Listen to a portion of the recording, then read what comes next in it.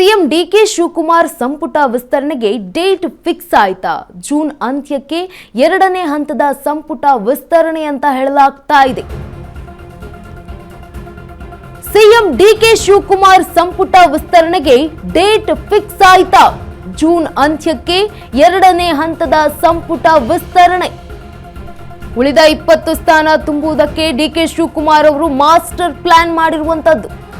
June 28 ಅಥವಾ 29ರಂದು 20 ಸಚಿವರ list ರೆಡಿಯಾಗುತ್ತೆ.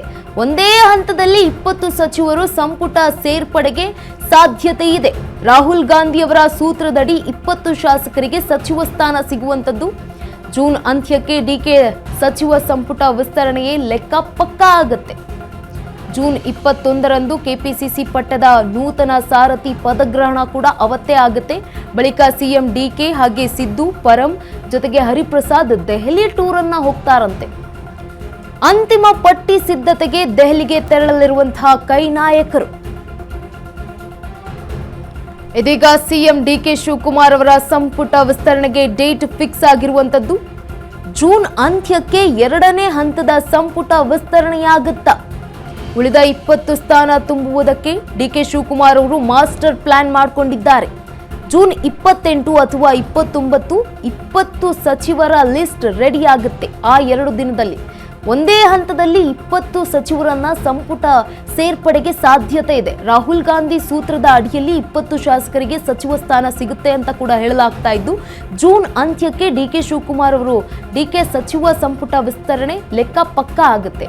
June 21ರಂದು KPCC ಪಟ್ಟದ ನೂತನ ಸಾರಥಿ ಪದಗ್ರಹಣ ಕೂಡ ಅವತ್ತು ಆಗುತ್ತೆ. ಬಳಿಕ ಸಿಎಂ ಡಿಕೆ, ಸಿದ್ದರಾಮಯ್ಯ ಹಾಗೆ ಪರಮೇಶ್ವರ್ ಅವರು ಹಾಗೆ ಹರಿಪ್ರಸಾದ್ ಅವರು ದೆಹಲಿ ಪ್ರವಾಸವನ್ನ ಕೈಗೊಂಡಿದ್ದಾರೆ. ಅಂತಿಮ ಪಟ್ಟಿ ಸಿದ್ಧತೆಗೆ ದೆಹಲಿಗೆ ತೆರಳಲಿದ್ದಾರೆ ಕಾಂಗ್ರೆಸ್ನ ನಾಯಕರು.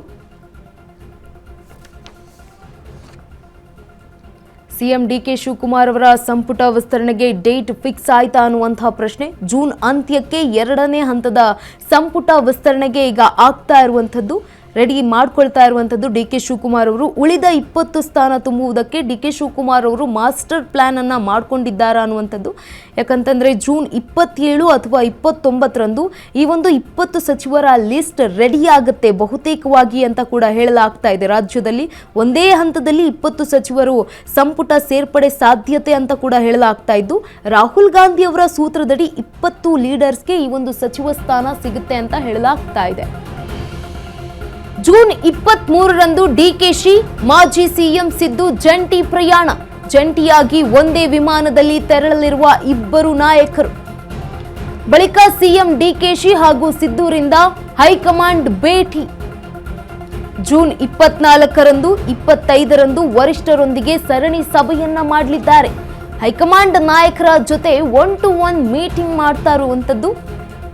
ಸಭೆಯಲ್ಲಿ ಪಕ್ಷದ ಭವಿಷ್ಯದ ದೃಷ್ಟಿಯಿಂದ ಸೂಕ್ಷ್ಮ ಹೆಜ್ಜೆಯನ್ನ ಇಡ್ತಿದ್ದಾರೆ ಇಬ್ಬರು ನಾಯಕರು. ದಿಲ್ಲಿ ದಣಿಗಳಿಗೂ ಕೂಡ ಒತ್ತಡವನ್ನ ಹೇರಿರುವಂತದ್ದು ಕಾಂಗ್ರೆಸ್ನ ಹಿರಿಯ ನಾಯಕರು.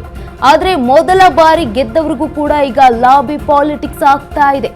ಹೊಸಬರಿಗೆ ಸಚಿವ ಸ್ಥಾನ ನೀಡೋದಕ್ಕೆ ಡಿಕೆ ಶಿವಕುಮಾರ್ ನಿರ್ಧಾರ ಮಾಡಿದ್ರೆ ಸಿದ್ದು ಅವರು ಹಿಂದೇಟು ಹಾಕ್ತಾ ಇದ್ದಾರೆ. ಹೊಸಬರಿಗೆ ಸಂಪುಟದಲ್ಲಿ ಚಾನ್ಸ್ ಅಂತ ಕೂಡ ಹೇಳಿದ್ರು ರಾಹುಲ್ ಗಾಂಧಿ ಅವರು. ಸರಣಿ ಸಭೆಯಲ್ಲಿ ಅಳೆದು ತೂಗಿ ಎಲ್ಲದಕ್ಕೂ ಫುಲ್ ಸ್ಟಾಪ್ ಇಡ್ತಾರಾ ಅನ್ನುವಂಥದ್ದು. ಸಭೆ ಬಳಿಕ 20 ಸಚಿವರ ಲಿಸ್ಟ್ ಹಿಡಿದು ರಾಜ್ಯಕ್ಕೆ ವಾಪಸ್ ಆಗಲಿದ್ದಾರೆ.